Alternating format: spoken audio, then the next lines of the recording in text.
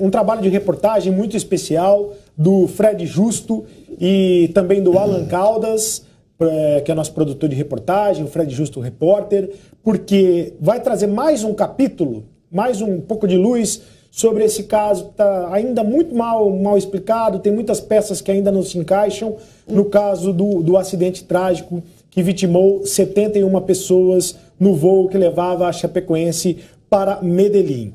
E o Fred Justo conseguiu uma entrevista exclusiva com a Célia Castedo, que é funcionária de um dos órgãos, funcionária da Aviação Civil da Bolívia, um dos órgãos de fiscalização, e ela está sendo acusada pelas autoridades bolivianas de homicídio culposo, justamente por ter autorizado a decolagem do voo, mesmo sabendo que o voo, a decolagem de Santa Cruz de la Sierra, né, para Medellín, mesmo sabendo que o voo tinha algumas regularidades, mesmo observando algumas regularidades nesse voo. Mas o Fred Justo vai trazer tudo para a gente, vai explicar melhor esta reportagem. Fred Justo, bom dia para você. Oi, Sereto, bom dia para você, bom dia ao pessoal ligado no Redação Sport TV, bom dia à mesa, ao Tim, ao Garamboni, satisfação participar de mais um Redação. Pois é, foi um trabalho de garimpagem jornalística, vamos dizer assim, né?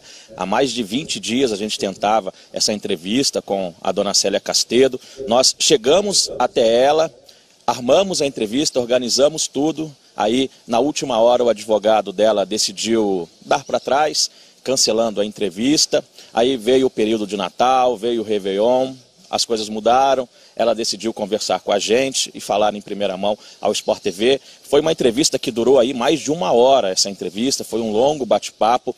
A única coisa que ela pediu foi para que nós não disséssemos onde ela está. Sabe-se que ela está no Brasil, porque ela pediu refúgio ao governo brasileiro. Ela hoje está no Brasil porque recebeu ameaças de morte lá na Bolívia, no país dela. Ela que trabalhou por mais de 30 anos na ASANA, que é um órgão lá, né, que ela como se fosse, para quem está em casa entender, como se fosse um marronzinho do trânsito. Só que ela era marronzinho do ar, só que ela não podia estar no ar, então ela ficava no aeroporto. Então, ela fiscalizava só o trajeto, na verdade. E ela afirmou nessa entrevista que ela não tinha, ao contrário do que o governo boliviano disse, que ela não tinha essa autonomia de autorizar ou impedir a decolagem de um voo, por exemplo. Esse é só um dos assuntos que nós abordamos com ela. Uma entrevista longa, como eu disse. A gente vai começar a ouvir agora, eu já vou chamar a primeira parte dessa entrevista, que fala justamente sobre, ela disse, né, dos problemas nesse voo e as observações que ela fez no plano de voo apresentado pelo piloto da LAMIA. Vamos ouvi-la. La función en la oficina de Aeroice son de revisar minuciosamente el contenido del plan de vuelo para luego dar nuestras observaciones, ya sea al piloto o despachador de línea aérea. La segunda parte es solamente información suplementaria en caso de búsqueda y salvamento. Mis observaciones las hice en 5 lugares: en ruta, en alternativa, en autonomía, en terminar de completar el color de la aeronave y la parte donde tendría que estar el nombre del despachador. En mi oficina no tenemos conocimiento quiénes van en aeronave, si por ejemplo, cuántas personas, porque van en un manifiesto. Qual observação dessas 5 chamou mais a atenção da senhora? En las 5 observaciones, la que me llamó más la atención y la que recalqué 3 veces fue la autonomía del vuelo. El combustible era exacto al tiempo en ruta. Ahora, claro, la parte de información suplementaria es única y conocimiento de la empresa aérea, la parte operativa, ya sea el piloto al mando o el despachador del vuelo. Esta parte es solamente la línea aérea la que puede hacer un cambio. Nosotros como ASANA, como Aeroice, no podemos pedir un cambio así, directamente, que ellos cambien esa información. porque solamente ellos saben lo que es peso, el combustible que entra a su aeronave, el peso balance que hacen. A senhora tinha o poder de autorizar ou impedir a decolagem desse voo da Lamia? No, Asana no, el Aeroice no, el funcionario de Aeroice no. Yo quiero aclarar que nosotros recibimos este plan de vuelo, es como una formalidad del documento de vuelo. Anteriormente de presentar esto, la línea aérea o piloto que quiera salir o hacer un vuelo no regular, se dirige a las oficinas de la DGAC y ellos son los que solicitan la autorización, la línea aérea o piloto. Eso quería aclarar, que solamente la DGAC es la única autoridad que puede detener salir una aeronave. Por que a DGAC, que é a Direção Geral de Aviação Civil da Bolívia, não impediu essa decolagem do voo da Lamia? Yo quisiera que esa pregunta fuera formulada a la Dirección de Aeronáutica Civil DGAC. Bom, então essa é a primeira parte da entrevista do Fred Justo, uma entrevista muito importante que certamente irá repercutir no mundo inteiro. Bom, ela está dizendo que, apesar dela ter observado algumas irregularidades no voo, principalmente do ponto de vista da autonomia do combustível, da autonomia do voo, que é o que mais pega, né? Que talvez tenha sido o fator principal para o acidente, não cabia a ela não era responsável por vetar o voo, por impedir que o voo decolasse. E sim, a responsabilidade era da Diretoria Geral de Aviação Civil da Bolívia, a da DGAC. Por essa primeira parte da entrevista, a impressão de vocês? Eu tinha uma pergunta para o Fred, então. Fred, nesse tipo de entrevista, muitas vezes a gente conversa fora do ar, né, com o entrevistado, e ele muitas vezes ele não pode dar declarações porque ele teme sofrer algum tipo de retaliação ou de ação judicial.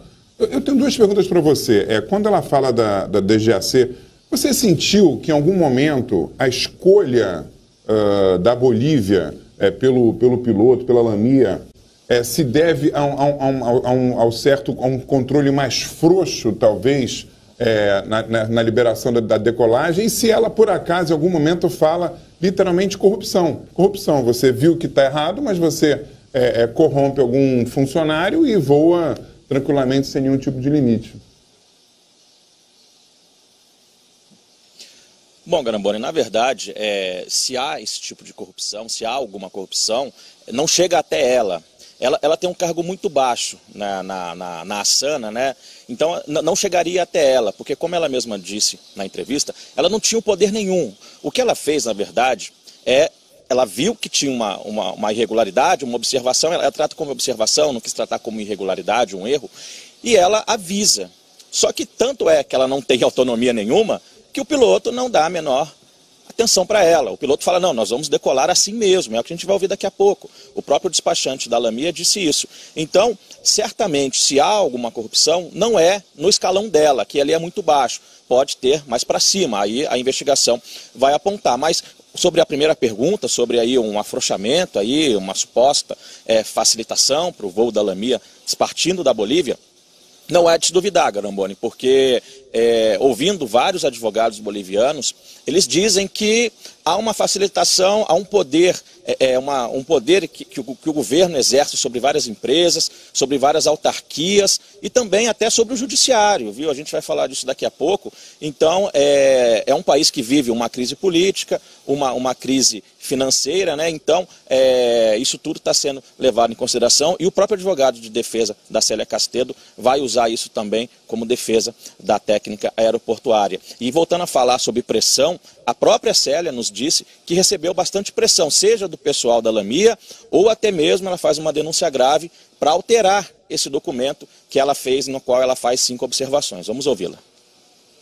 El despachador de Lamia, mi primera vez que hice las observaciones, me indicó que iría a consultarle al capitán si modificaría alguna de las observaciones. A los 30 minutos él retornó nuevamente para pedir información de servicios de información aeronáutica, meteorología, que se le entrega antes del vuelo.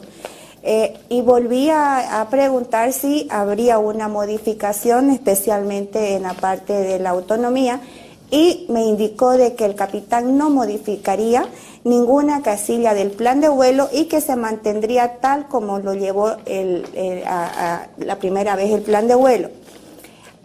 Antes del vuelo, como media hora antes de la salida del vuelo, él se apersonó nuevamente a la oficina para recoger toda la carpeta de información de vuelo que se prepara a SANA para cada vuelo. Y le volví a insistir referente al tema y las observaciones, y me volvió a indicar que el capitán ha dicho de que no va a modificar ninguna información del plan de vuelo presentado en su debido momento, y que todo estaba autorizado y que todo estaba en regla, que se mantenía el mismo plan. A senhora foi orientada a alterar essas observações que a senhora tinha feito no plano de voo? Sí. Al día siguiente me pidieron vía teléfono, verbalmente, que mande por una red interna que tiene la institución un informe rápido. ¿Qué pasó en mi contacto con la recepción del plan de vuelo? Y que explique en forma clara cómo recibí y qué pasó con la persona, o sea, que aclare, ¿no? Al recibir ellos en su sistema mi informe, inmediatamente me llaman y me dicen que modifique mi informe, lo cual yo al momento les contesté, les dije que no rehacía mi informe, que iba a volver a enviar mi informe nuevamente el mismo, porque esas mis observaciones y esas son mis funciones, de revisar minuciosamente y asesorar a las tripulaciones y pilotos. Quem pediu para a senhora alterar? Um imediato superior. Bom, já passa a ficar mais séria a história. Ela passa de ser... Ela já está fazendo uma acusação séria, né?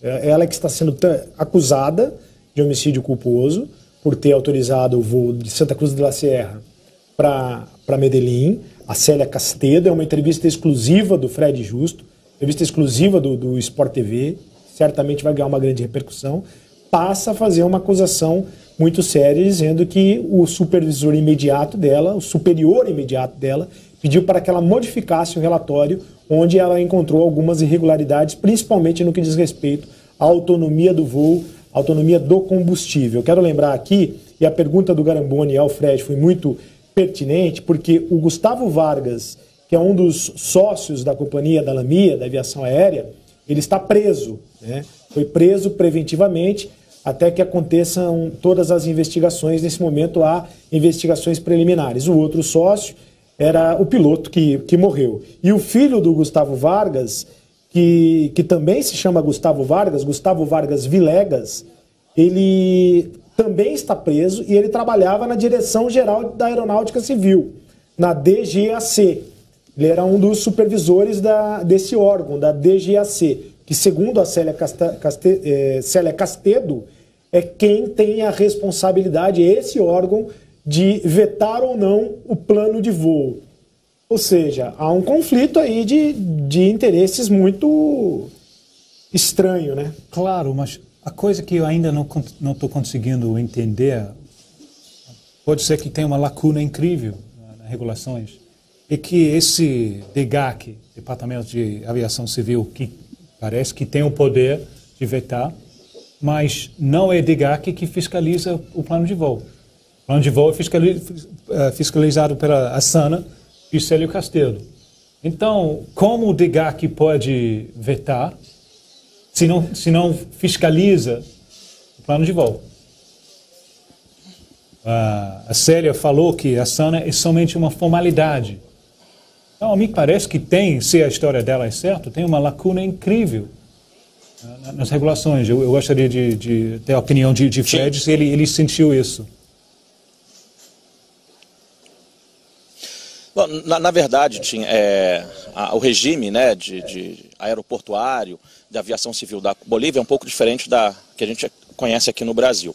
Então é o seguinte, o que a dona Célia nos passou é que o plano de voo ele é dividido em dois. A parte de cima, que consta a informação, por exemplo, de um aeroporto de segurança, de emergência, em caso de uma emergência, onde ele vai pousar. O piloto Miguel Quiroga falou que era o aeroporto de Bogotá, caso não pudesse descer em Medellín. Ele é dividido em dois. As informações que constam na parte final desse documento não são de responsabilidade da SANA, ou seja, da Célia Castedo, é o que ela afirma para a gente. A parte de cima, sim, são informações mais técnicas com relação ao horário da partida, à previsão de chegada.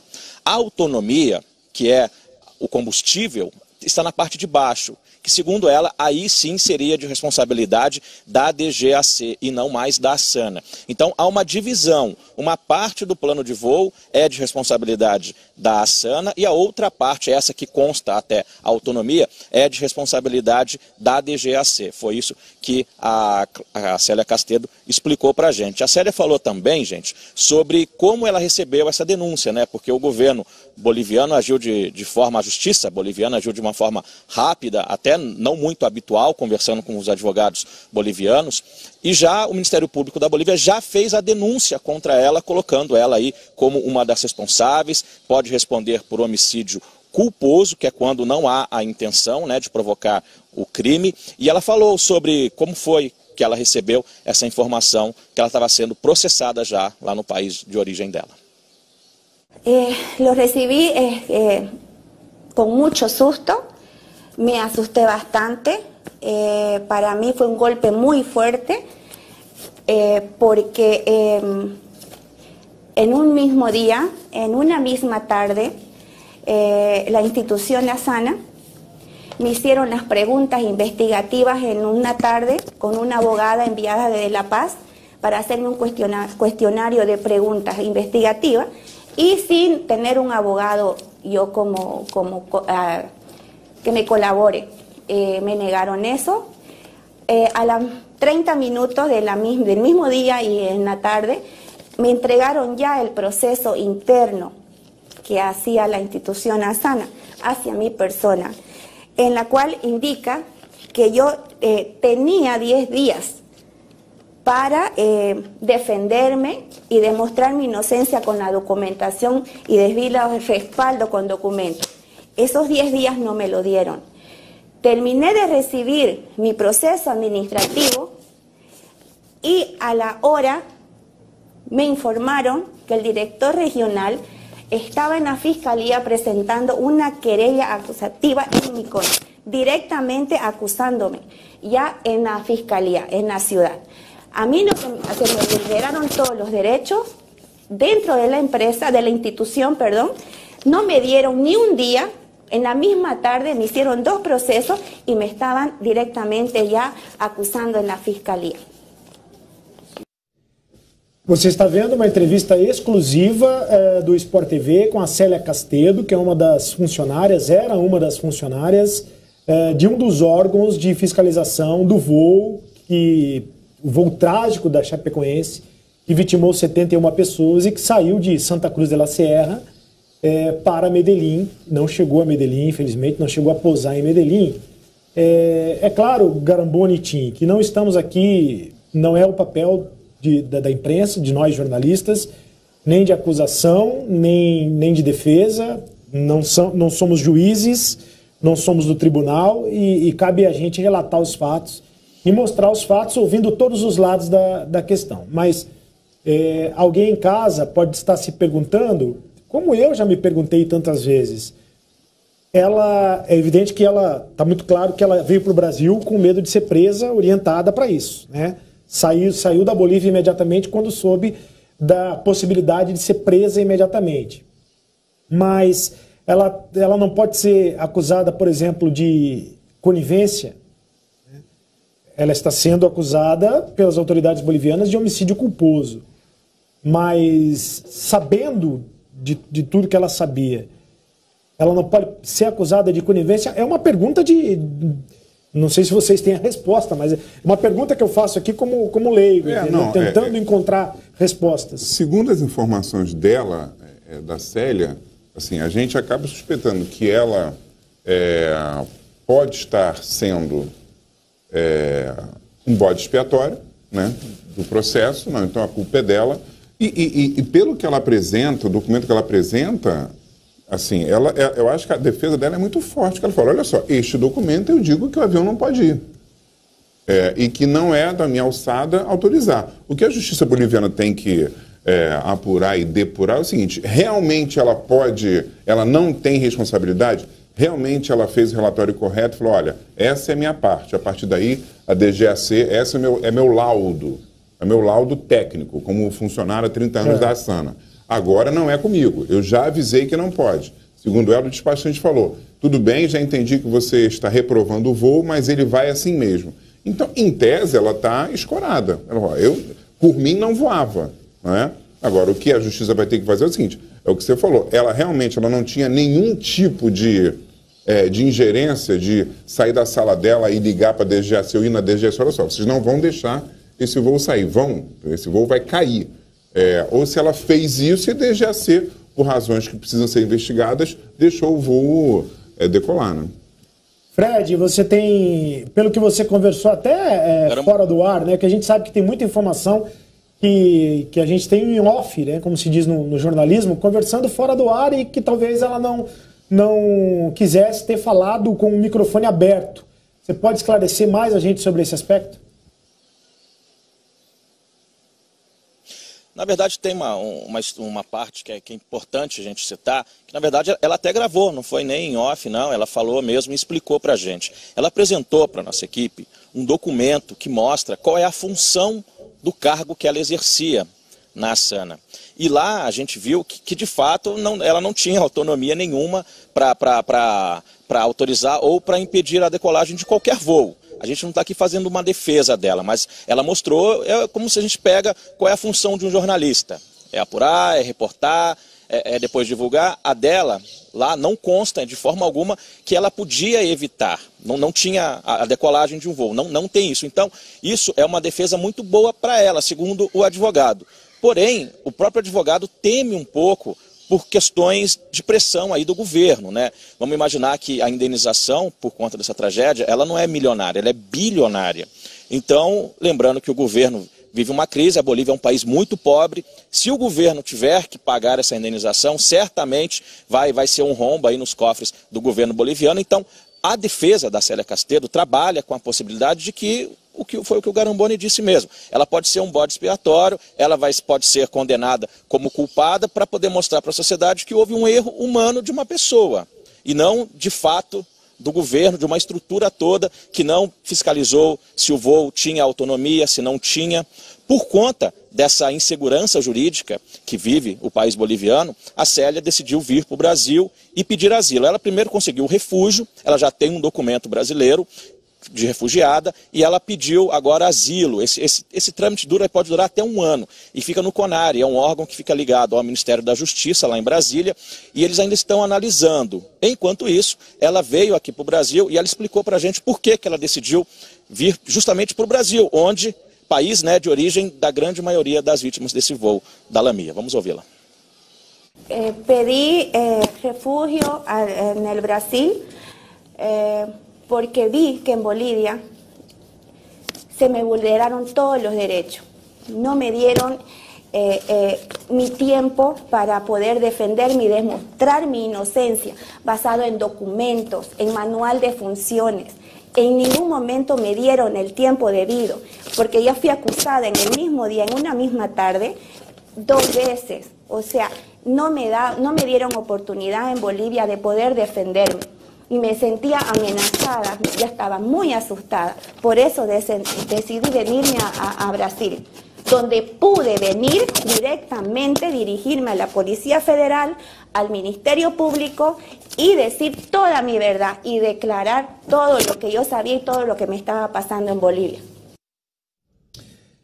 E lembrando mais uma vez que a Célia Castedo, ela aceitou conceder essa entrevista ao Fred Justo depois de um tempo grande aí, ele disse que pelo menos 20 dias de negociação, desde que não fosse divulgado o local onde ela está nesse momento por uma questão de segurança. Ela entende que ela se sente insegura nesse momento, né, Fred? Ela Não tem a... E por que ela se sente tão insegura, Fred? Eu gostaria que você falasse sobre isso. O motivo dessa...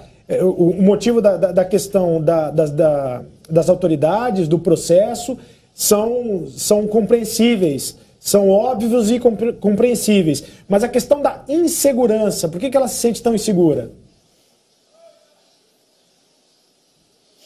Bom, ela justifica essa insegurança, primeiramente, porque recebeu várias ameaças. Desde o acidente, desde que foi divulgado o documento, né, na qual ela faz essas 5 observações, questionando o plano de voo apresentado pelo piloto da Lamia, ela passou a receber ameaças de morte. Por conta até disso também que ela veio para o Brasil. Então, essa é a maior insegurança. Além da insegurança, claro, ela é uma cidadã, né, trabalhadora, e do outro lado, quem acusa, você tem a máquina, você tem o governo, você tem toda a força, todos os melhores advogados da Bolívia devem trabalhar para o governo, então fica uma coisa desproporcional. Então, por conta disso, ela decidiu vir para o Brasil. E ela acredita que aqui no Brasil a insegurança jurídica que ela pode estar mais protegida. Ela foi para a Polícia Federal, ela foi ouvida no Ministério Público, mas uma coisa que me chama a atenção, Sereto, é que em nenhum momento o Ministério Público lá da Bolívia já ofereceu a denúncia, né, colocando ela como homicídio, né, acusando ela por homicídio culposo, só que em nenhum momento ela foi ouvida pelo Ministério Público lá da Bolívia. Até por isso, essa entrevista se torna até mais importante, porque é a primeira declaração, é o primeiro depoimento que ela dá sobre esse acidente com a gente aqui, falando em primeira mão, como o Sport TV, nem com as autoridades bolivianas, ela falou ainda, ela não foi intimada, ela não teve essa oportunidade de explicar, de fato, o que ela fazia lá na Asana. E por conta dessa, você me perguntou da insegurança, justamente a principal são as ameaças. Ela disse que os filhos foram ameaçados e nesse momento da entrevista ela até se emociona. Vamos ouvir. A los días del accidente ya yo tenía amenazas escritas y así de muerte, amenazas como que yo era la culpable del accidente. Teme pela vida da senhora, da sua família?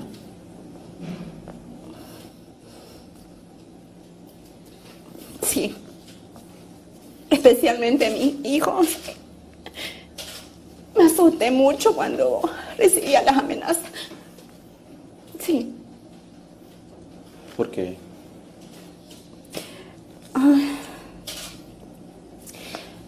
Porque directamente me estaban acusando algo que yo era inocente y me estaban amenazando sin saber mi verdad, sin poder defenderme y aclarar a la gente de que yo no era culpable, que soy inocente, pero yo sé que a veces la gente reacciona emocionalmente y de a poco se van a ir dando cuenta de que realmente yo no era la culpable del accidente. Mais trecho da entrevista da Célia Castedo, entrevista exclusiva ao repórter Fred Justo e ao produtor de reportagem Alan Caldas, entrevista exclusiva ao Sport TV. Ela é ex-funcionária da Asana, na Bolívia, que é um dos órgãos que fiscaliza os voos, e fiscalizou o voo trágico da Chapecoense que vitimou 71 pessoas, voo que saiu de Santa Cruz de la Sierra em destino a Medellín. Senhores, toda ameaça ela é muito covarde, evidentemente. Quem ameaça é covarde. Agora eu fico imaginando quem está ameaçando, o porquê das ameaças. É um negócio misto. Eu tenho uma pergunta. Por favor, faça uma pergunta para Fred sobre isso. Ela guardou e mostrou para você os documentos sobre o plano de voo e os documentos sobre a função dela. Ela guardou e mostrou para você ameaças por escrito? Não. Ela recebeu ameaças por uma rede social. Ela chegou a mostrar. Na primeira vez que eu a encontrei, como eu disse logo no começo, nós tivemos 2 encontros. No primeiro, estávamos prontos para gravar e aí houve uma desistência por parte da defesa dela. Nesse primeiro encontro, ela ainda tinha uma rede social ativa e ela me mostrou que estava recebendo ameaças, alguns telefonemas, ela disse que recebia também, e que os filhos estavam sob ameaça. Então, isso foi o motivador principal que fez ela atravessar a fronteira e vir para o Brasil. Os filhos dela estão com ela no Brasil também ou ficaram lá, Fred? Não, hoje um dos filhos está aqui, porque veio passar o Natal, veio passar o Réveillon. A família toda veio, na verdade. Ela disse que a família dela é bastante unida, a família dela é toda de Santa Cruz de la Sierra. Então os irmãos estavam no Brasil, alguns primos, a mãe dela também estava no Brasil, todos vieram passar o fim de ano com ela, porque ela chora muito, ela está muito assustada, ainda está muito debilitada, ela chora o tempo inteiro quando lembra do fato de ter vindo para cá, de estar sendo processada. Então a família veio dar um apoio para ela, mas veio para as festas de fim de ano. Agora, boa parte, quase todo mundo já voltou para a Bolívia, mas está tentando seguir uma vida ainda um pouco difícil, o que ela me disse, porque os filhos têm dificuldade de saírem na rua, então, segundo ela, ainda está uma situação um pouco delicada. O Fred, ela falou em um dos trechos da entrevista, eu gostaria que você confirmasse, ela já conversou com as autoridades brasileiras, ela procurou a Polícia Federal, ela procurou o Ministério Público, você já disse que ela pediu asilo, mas ela já conversou com as autoridades do Brasil? Sim, na verdade ela explicou o porquê que ela quis vir para o Brasil, mas ela não deu muitos detalhes sobre, por exemplo, se ela viu a autonomia, essas questões, e aí a gente até levanta uma bandeira aqui, Sereto. O Brasil não tem acordo de cooperação para investigar esse acidente. Há um pedido do Ministério Público Federal, pedido feito pelo Procurador-Geral da República, Rodrigo Janot, para que o Brasil coopere com as autoridades da Bolívia, da Colômbia principalmente, né, que é onde houve o acidente, e da Bolívia. Queriam criar uma força-tarefa, a palavra do momento hoje no Ministério Público é força-tarefa, né? Então, queriam criar uma força-tarefa com os Ministérios Públicos Federais desses 3 países. Só que não há um acordo de cooperação, o Brasil não tem uma lei sobre isso, não foi votado no Congresso, é um projeto de lei que está engavetado até hoje no Congresso e não foi votado.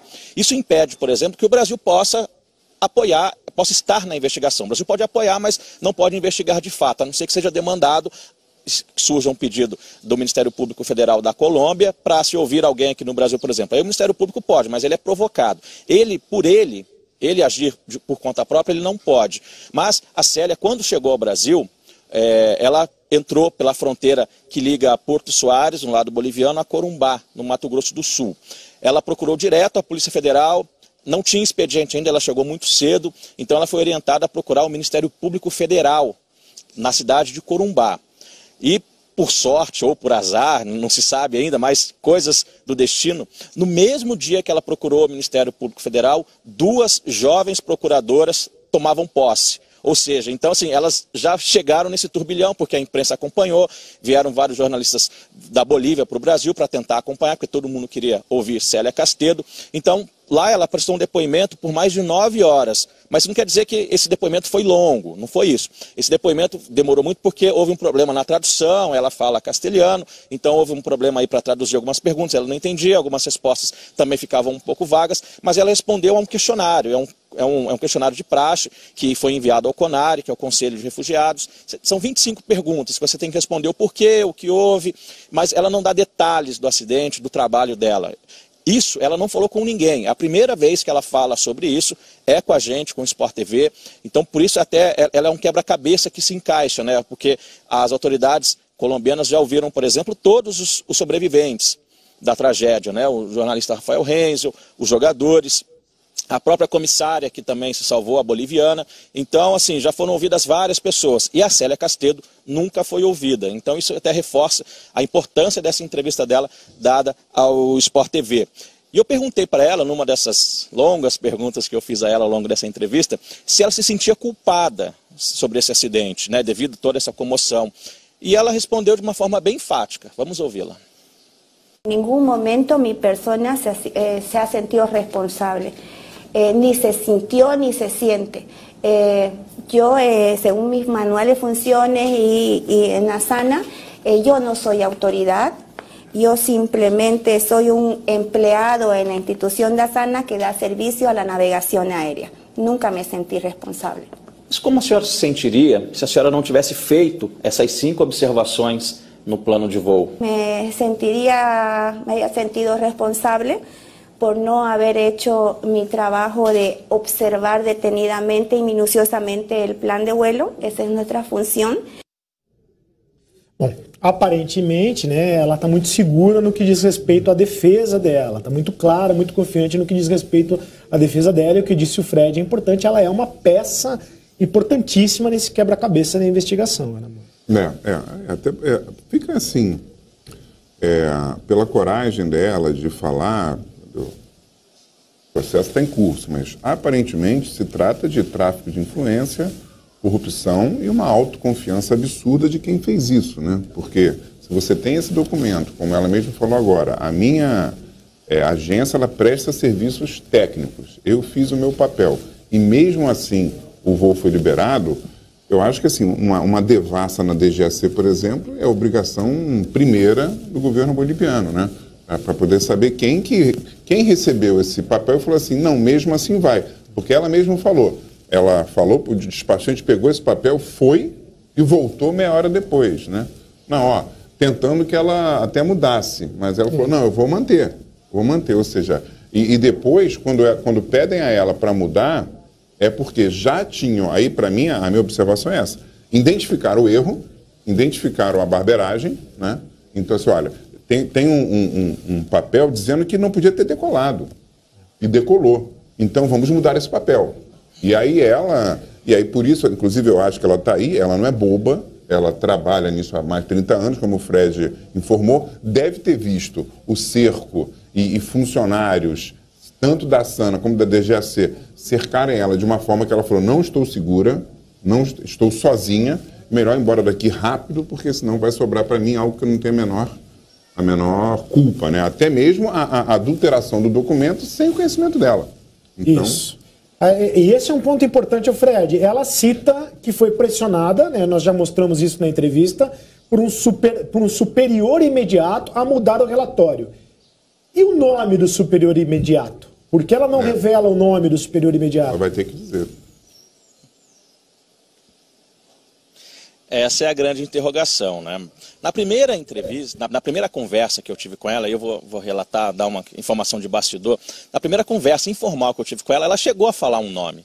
Só que aquela conversa informal, você está ali, a gente ainda vai gravar, ela pode falar, ela ainda não tinha todo o aparo dos advogados, amparo dos advogados, então ela chegou a comentar um nome, mas eu confesso que falei, na hora de gravar ela pode falar, aí passou batido. Aí depois ela desistiu da entrevista, veio o Natal, veio o Réveillon, e hoje ela decidiu falar, né, com a gente. Então, agora ela não quis falar nomes, ela não cita nomes, mas são dois, ela diz que são dois superiores diretos, eles que teriam influenciado, pedido para ela alterar essas observações que ela tinha feito no plano de voo.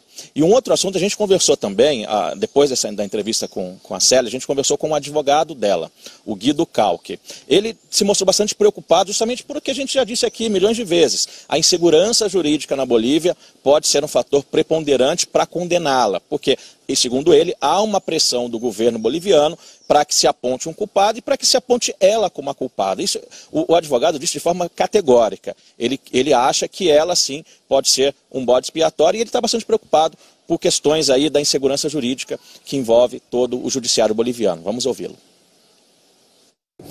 Lo que ocurre es que en Bolivia no existe una seguridad jurídica, no existe un debido proceso. El derecho a la defensa a la señora Celia le ha sido negado. Es por eso que en un mismo día, en un corto tiempo, se ha hecho dos procesos. Un proceso administrativo en el cual se podía establecer alguna responsabilidad administrativa y posterior a ello, horas más tarde, se presenta una querella criminal ante el Ministerio Público con la finalidad de encarcelarla, de meterla presa a la señora Celia. Yo quiero aclarar en esta situación que existen dos instituciones que tienen que ver, una es la DGAC y otra es ASANA. Claramente la señora ha explicado que ASANA es únicamente la que presta servicios aeroportuarios y la entidad que otorga un permiso, el ingreso o salida y la autorización es la DGAC. Necesariamente el gobierno boliviano o cualquier otra autoridad primero deberían investigar a la DGAC por ser esta entidad la que autoriza la salida o ingreso de un vuelo. A linha de defesa está absolutamente clara, né? A linha de defesa está absolutamente clara e o que a gente espera, evidentemente, temos falado isso aqui quase que diariamente, é que tudo seja muito investigado e muito investigado mesmo, né, no rigor da investigação e que todos os culpados sejam punidos e que as famílias, porque é aquela história, você culpar o piloto, como foi feito no primeiro momento, é evidente que o piloto teve responsabilidade, foi um irresponsável, né, foi um criminoso, mas o piloto já morreu. Então agora, os outros responsáveis e culpados que sejam punidos e que as famílias das pessoas que se foram sejam indenizadas em todos os direitos. É o que nós esperamos, né? Exatamente, porque, como você falou, é um criminoso, um ganancioso e que teve cúmplices. Claro. Existe todo um sistema aeroportuário e ninguém chega no aeroporto e fala, vou decolar. Não é assim. Ele precisa de autorizações. E uma coisa que se fecha, né, como o advogado falou, eu estava falando dessa devassa na DGAC, é o seguinte, se você vai em cima da DGAC, olha, você é quem autoriza. Você autorizou um voo que caiu. Ele pegaria esse papel adulterado, assim, não, eu autorizei porque havia um laudo técnico, dizendo que podia. Então, é muito, assim, claro, se fecha muito a questão de por que quiseram adulterar esse documento, que era para ter a prova na justiça. Só que a Célia falou, não vou adulterar nada. E fugiu. Então, como é que a DGAC vai se defender se existe um laudo dizendo não era para ter decolado? E sem contar que nos faz imaginar da possibilidade desse tipo de irresponsabilidade, no caso da Lamia, ter acontecido outras vezes. Sim. Por que não? Levou a seleção de Argentina, com Messi e tudo, de BH para Buenos Aires. Os próprios jogadores reclamaram. Isso também foi quase no limite de combustível. Eu acho que o contexto que fica aqui é da dificuldade na América do Sul de viajar, né? A comparação da Europa, eu acho que é emblemático. As distâncias são muito maiores na América do Sul. A rede de conexões é mais precário, especialmente se você for de fora das grandes cidades, como é o caso de Chapecoense, né? Então, isso abre o espaço, essas dificuldades abrem o espaço para uma empresa que parece uma empresa quase pirata, né? Como Lamia, de se apresentar oferecendo soluções. Eu te levo lá, um precinho bem legal, eu te levo lá, uma maneira conveniente, mas uma empresa pequena que obviamente estava usando, ou parece que estava usando o tráfico de influência para garantir as suas operações, os perigos disso são muito grandes. Mas o contexto fica, mesmo depois do fechamento de Lamia, o contexto fica na América do Sul. Da dificuldade de viajar, viagens épicas que tem que fazer, alguns times, às vezes uma viagem de um lado de América do Sul para outro leva tipo 25 horas, coisa assim, leva muito tempo. Então, esse contexto da dificuldade permanece. Ô Fred, quero me despedir de você, gostaria que você complementasse as informações. Antes de mais nada, mais uma vez, dando os parabéns pelo trabalho de reportagem, um trabalho importante de reportagem. O Sport TV já começa o ano com uma reportagem que vai repercutir demais, evidentemente. A primeira entrevista da Célia Castedo, que é funcionária de um dos órgãos de fiscalização lá em Santa Cruz de la Sierra e que permitiu que o voo fosse para Medellín. Ela está sendo acusada pelas autoridades da Bolívia de homicídio culposo, mas usou também, aproveitou dessa entrevista para o Fred para se defender, e me parece que a defesa é absolutamente clara. Ela disse que não era da responsabilidade dela vetar o voo, e sim avisar sobre as irregularidades, e que a responsabilidade de vetar o voo era de outro órgão. Daqui para frente, quais serão os passos tomados pela Célia? Ela vai conceder outras entrevistas? Agora vai novamente se reservar à privacidade? Quais serão os passos tomados daqui para frente, Fred? Bom, o que ela disse pra gente, subiu um barulho aqui agora.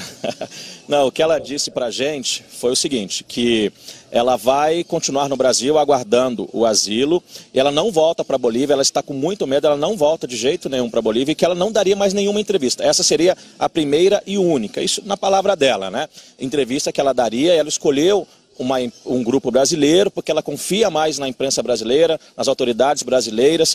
Então, e ela disse também na entrevista, acho que é importante deixar claro também, Cereto e demais colegas aí da mesa, que esse tipo de problema no plano de voo é muito comum em voos na Bolívia. Ela se cansou de fazer observações para os pilotos, pedindo para que se alterassem, fizessem as correções no plano de voo, porque muitos preenchem de forma errada, colocando menos combustível ou um tempo de voo diferente do que de fato é.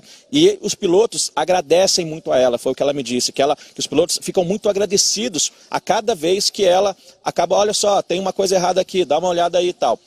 Infelizmente, foi o que não aconteceu nesse trágico voo da Lamia. E eu aproveito esse espaço, Cereto, para agradecer a toda uma turma. A gente está aqui na frente da câmera falando, mas tem uma galera por trás, os cinegrafistas Douglas Antunes e o Marcos Tomás, que estiveram comigo, o produtor Alan Caldas. Isso é um trabalho de jornalismo, né, de garimpagem mesmo. Eu falava aqui com os colegas da TV há pouco que, depois do caso Bruno, eu acompanhei muito o caso Bruno na época ainda na TV Globo, pelo Fantástico, foi o trabalho que mais houve desgaste emocional, porque nós estávamos com um set pronto para gravar com ela no meio de dezembro e houve uma desistência. E aí fica aquela coisa, vai, não vai, ela tem medo, é possível, não é possível, a gente viaja, vai para a Bolívia, volta. Enfim, conseguimos a entrevista e a primeira e, por enquanto, única entrevista de Célia Castedo, fechando aí esse quebra-cabeça importante na investigação sobre o acidente com o avião da Lamia. Volto com vocês aí no estúdio, grande abraço a todos. Muito obrigado.